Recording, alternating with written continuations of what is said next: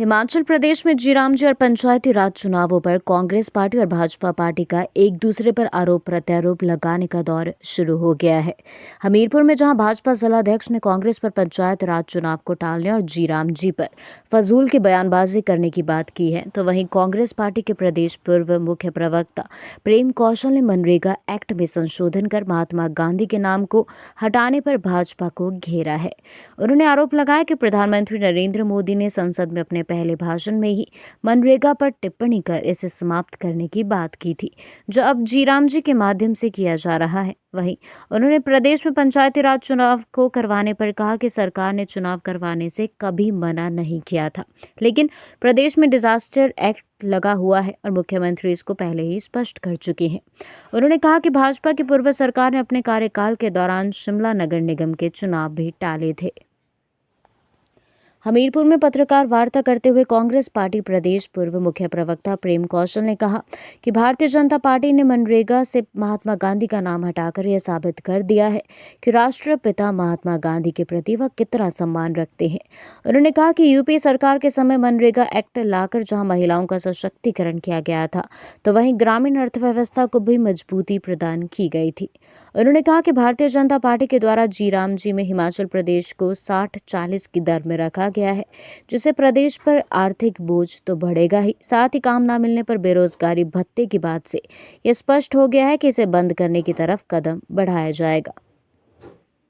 प्रदेश में पंचायती राज चुनावों पर भारतीय जनता पार्टी के बयानों पर पलटवार करते हुए उन्होंने कहा कि प्रदेश सरकार और मुख्यमंत्री ने कभी भी चुनाव न करवाने की बात कही थी। प्रेम कौशल ने कहा कि मुख्यमंत्री ने पहले ही स्पष्ट कर दिया था कि डिजास्टर एक्ट लगने के चलते चुनाव में देरी हो सकती है। उन्होंने कहा कि अब हाईकोर्ट का भी फैसला इस पर आया है और प्रदेश सरकार इस पर जल्द ही फैसला लेगी। भारतीय जनता पार्टी को गिरते हुए कहा कि पूर्व जयराम ठाकुर सरकार के समय शिमला नगर निगम के चुनाव भी टाले गए थे। उन्होंने दावा किया कि प्रदेश सरकार ने अपने कार्यकाल के दौरान सभी चुनाव जीते हैं और आगामी ब्लॉक समिति, जिला परिषद और नगर निगम के चुनाव भी जीतेंगे। उन्होंने कहा कि भाजपा मात्र लोगों को भ्रमित करने का काम कर रही है। भाजपा जिलाध्यक्ष राकेश ठाकुर ने पत्रकार वार्ता करते हुए प्रदेश सरकार के द्वारा पंचायती राज चुनाव को टालने का आरोप लगाया है। पत्रकारों से बातचीत के दौरान अध्यक्ष राकेश ठाकुर ने कहा कि कांग्रेस सरकार के द्वारा अपनी गारंटी को पूरा न किए जाने के एवज में अब देश में पंचायती राज चुनाव करवाने से पीछे हटा जा रहा है, जो कि संवैधानिक नहीं है। ठाकुर ने कहा कि वहीं कांग्रेस के नेताओं के द्वारा अब जीरामजी को लेकर भी फिजूल में बयानबाजी की जा रही है। उन्होंने कहा कि कांग्रेस नेताओं को ग्रामीण स्तर पर होने वाले इस योजना के लाभ नजर नहीं आ रहे और केवल योजना के नाम को बदलने को लेकर कांग्रेस के लोग आंदोलन पर उतारू हुए हैं। योजना में कोई बदलाव करना था तो उसमें महात्मा गांधी के नाम को हटाना क्या जरूरी, इसकी क्या आवश्यकता भारतीय जनता पार्टी की केंद्र की सरकार को पड़ी, स्पष्ट करना चाहिए। दूसरी बात कि मनरेगा को लेके अगर आप पीछे जाएंगे और नरेंद्र मोदी ने प्रधानमंत्री बनने के उपरांत संसद को संबोधित करते हुए पहला जो भाषण दिया था जिसमें मनरेगा की बात प्रधानमंत्री ने की थी, उसमें प्रधानमंत्री ने कहा था कि ये जो मनरेगा है ये कांग्रेस के खड्डे हैं, कांग्रेस के खोदे हुए खड्डे हैं। तो मनरेगा से शुरू से ही प्रधानमंत्री नरेंद्र मोदी को नफरत थी। नरेंद्र मोदी को ये योजना नापसंद थी। वेयरएस ये एक ऐसी मनमोहन सिंह की सरकार की महत्वपूर्ण और महत्वाकांक्षी योजना थी जिसने रोजगार के अवसर पैदा करने के साथ साथ इस देश के अंदर सबसे अधिक काम जो है वो नारी सशक्तिकरण का किया, महिला सशक्तिकरण का किया। आप कहीं भी चले जाओ ग्रामीण क्षेत्रों में, मनरेगा की जहाँ भी कोई काम योजना चल रही होती है उसमें 90% से ज़्यादा आपको महिलाएं उसमें कार्यरत मिलती हैं।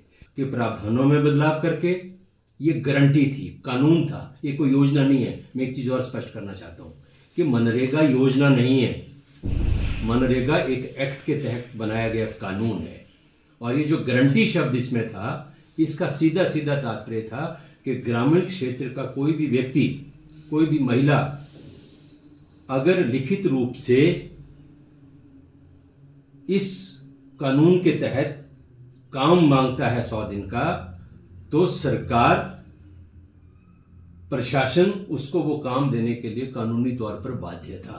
अब भारतीय जनता पार्टी के नेता क्या कह रहे हैं, मैं अनुराग जी की प्रेस कॉन्फ्रेंस भी सुन रहा था कि जिसको काम नहीं मिलेगा उसको बेरोजगारी भत्ता देंगे। तो इसका मतलब कि आपने जो एक कानूनी बाध्यता थी, एक गारंटी थी कि काम आपको देना ही है, जो मांगेगा उसको आपने समाप्त कर दिया। सब जानते हैं कि जहाँ तक पंचायती राज चुनावों को टालने की बात है, वो कांग्रेस, मुझे लगता है कि जो उनका प्रदेश में जो किस तरह वो झूठी गारंटियों के सहारे जो है वो प्रदेश में सत्ता में आए थे।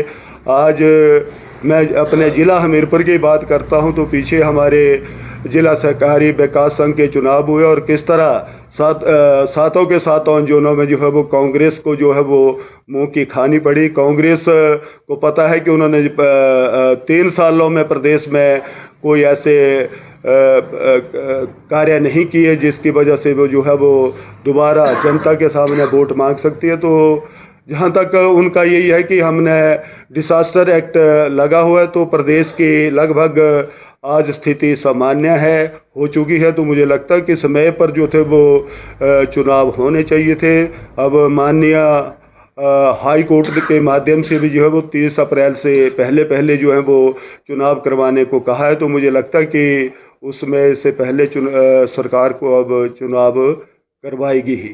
तक जी राम जी की बात है, इसके ऊपर हमारे बहुत ही वरिष्ठ आदरणीय कैप्टन अनुराग सिंह ठाकुर जी ने कल ही इसके विषय के ऊपर जिला में विशेष प्रेस वार्ता रखी गई है। कांग्रेस का तो हमेशा जो भी भारतीय जनता पार्टी ने, चाहे वो राष्ट्रीय स्तर की बात हो चाहे वो प्रदेश स्तर की बात हो, जो अच्छा कार्य जो भी किए हैं कांग्रेस का, उनके ऊपर हमेशा विरोधाभास ही रहा। चाहे हम नोटबंदी की बात करें, अनेकों प्रकार के, चाहे वो 370 हटाने की बात करें, चाहे वो राम मंदिर की बात करें, चाहे हम अब मनरेगा की जगह जो है वो बीबी जी राम जी की बात करें, तो मुझे नहीं लगता इससे जो जी राम जी की जो बात है, मुझे लगता है इसके ऊपर क्या क्या इसमें पारदर्शिता आएगी। किस तरह 100 दिनों की जगह जो वो 125 दिनों का रोज़गार मिलेगा, 7 दिन के अंदर जो है वो वहाँ जो भी मज़दूर है उनको पेमेंट की व्यवस्था होगी।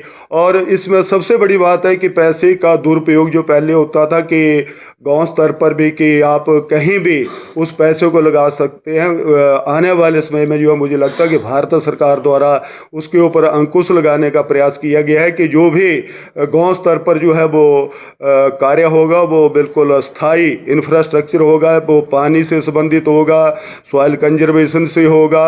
और उससे जो है आने वाले समय में अगर हमारे माननीय प्रधानमंत्री जी ने 2047 के लिए अगर विकसित भारत बनाने का लक्ष्य रखा है तो जी राम जी के माध्यम से जो प्रधानमंत्री जी की सोच है, अगर हमारा गांव जो है वो इस योजना से विकसित होगा तभी हमारा भारत जो है वो आगे विकसित होगा। कांग्रेस ने तो हमेशा अच्छे कार्यों का उनका यही परंपरा रही है कि वो विरोध करते हैं।